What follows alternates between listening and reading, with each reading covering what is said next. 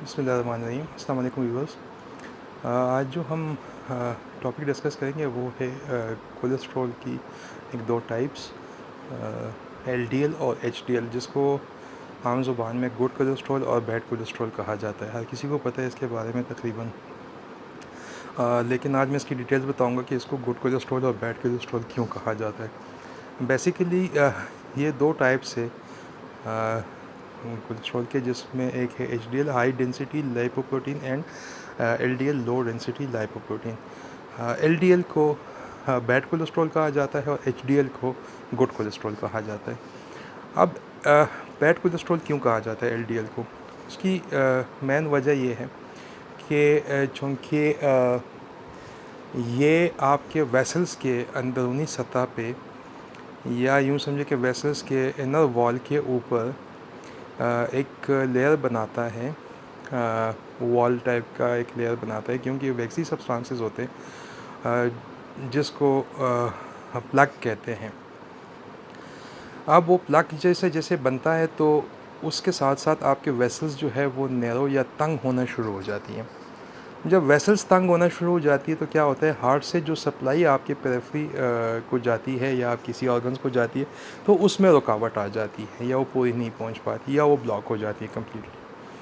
उस सूरत में क्या होता है, अगर खुदा खासा दिल के किसी हिस्से में इस तरह की कोई प्रॉब्लम हो जाए तो उसको हम एंजाइना या फिर हार्ट अटैक कहते हैं।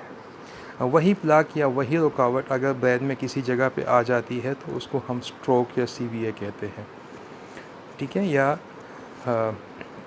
फॉलेज हम ज़ुबान में जिसको कहते हैं। मसला ये होता है कि हमारे वेसल्स का सिस्टम ऐसा है कि जितना जितना ये हार्ट से दूर होता जाता है, पेरिफेरी की तरफ जाते हैं, तो इसकी साइज़ जो है वो छोटी होती जाती है। ये वैसे ही एंड में कैपिलरीज़ की फॉर्म में होता है।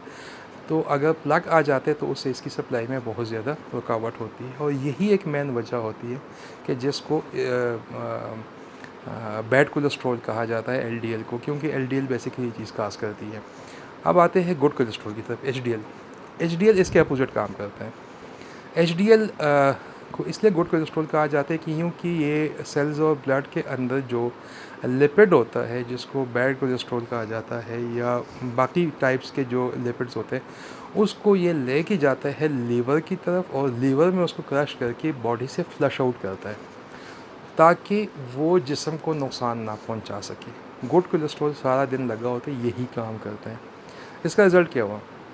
रिज़ल्ट ये हो कि आपके जिस्म में अगर गुड कोलेस्ट्रॉल की एक जो नॉर्मल रेंज है वो या उससे ज़्यादा है तो ये आपके लिए बहुत अच्छी बात है, जबकि अगर बैड कोलेस्ट्रॉल एलडीएल का ज़्यादा है तो ये नुकसानदेह बात है। इसके अपोजिट अगर आ जाए तो अगर एलडीएल कम है तो आपके लिए अच्छी बात है, लेकिन अगर एचडीएल कम है तो वो आपके लिए नुकसानदेह है।